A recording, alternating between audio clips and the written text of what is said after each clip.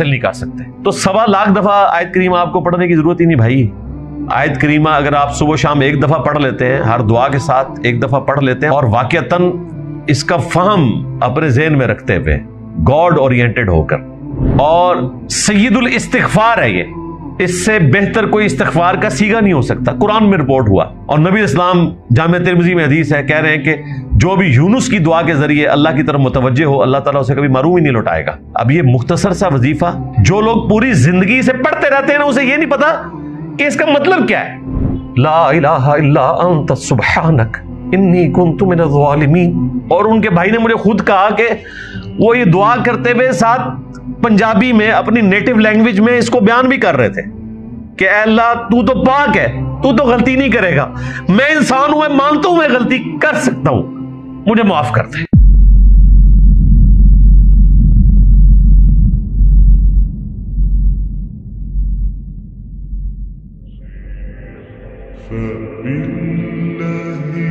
وَذَنُّونَ، اور یاد کرو مچھلی والے کو، یعنی کہ یونس علیہ السلام، اذ ذهب مغاضبا، جب وہ غصے کی حالت میں چل پڑے. غصہ کس پہ تھا؟ قوم پہ. حق قبول نہیں کیا، لیکن ایک اجتہادی غلطی ہوئی کہ وحی کا انتظار کیے بغیر ان کو عذاب کی وعید سنا کر وہاں سے چلے گئے.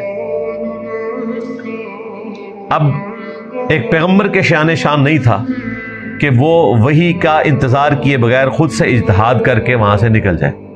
بس یہ جو ان کی اجتہادی غلطی تھی امت کے حق میں یہ کریڈٹ ثابت ہوئی، ان کا ڈیبٹ. اور سورہ یونس میں ہم پڑھ چکے ہیں کہ کبھی ایسا نہیں ہوا کہ کسی قوم کے لیے عذاب کے آثار نمایاں ہو جائیں اور ان سے وہ عذاب ٹل جائے سوائے قوم یونس کے. 1 لاکھ سے زیادہ وہ لوگ تھے، قرآن میں آیا.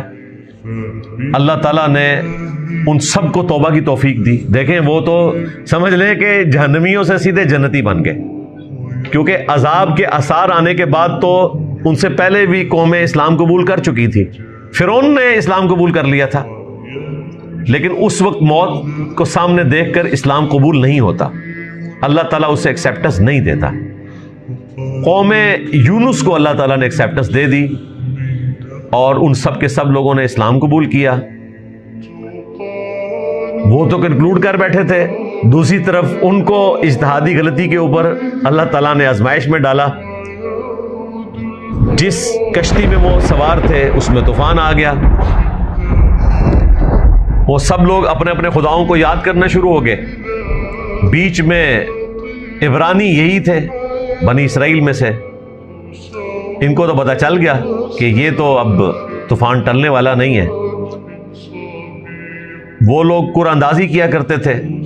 3 دفعہ قرآن نکالا، تینوں دفعہ ان کے نام نکلا. پہلی دفعہ نکلا تو لوگوں نے کہا نہیں، اس طرح کی کوئی غلط چیز ان میں تو ہمیں نظر نہیں آتی ہے.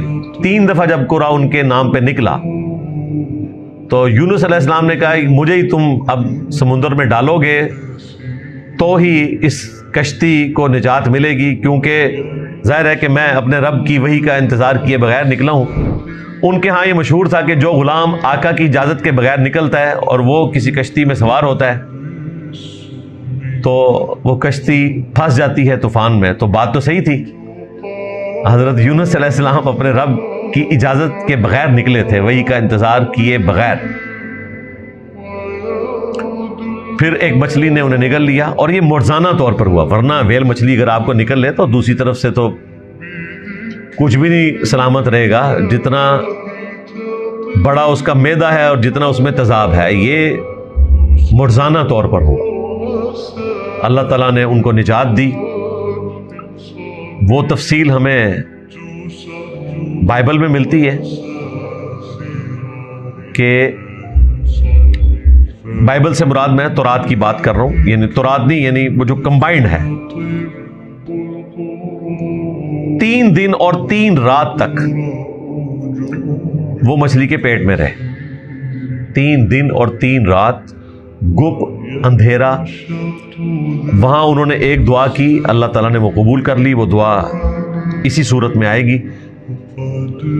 سورہ الصافات میں آگے چل کر آئے گا کہ اگر یونس علیہ السلام اس دعا کے ذریعے ہماری طرف متوجہ نہ ہوتے تو پھر مچھلی کے پیٹ سے اسی دن نکالے جاتے جس دن مردے اپنی قبروں سے نکالے جائیں گے۔ اللہ تعالیٰ نے اس دعا کی برکت سے ان کو نجات دے دی۔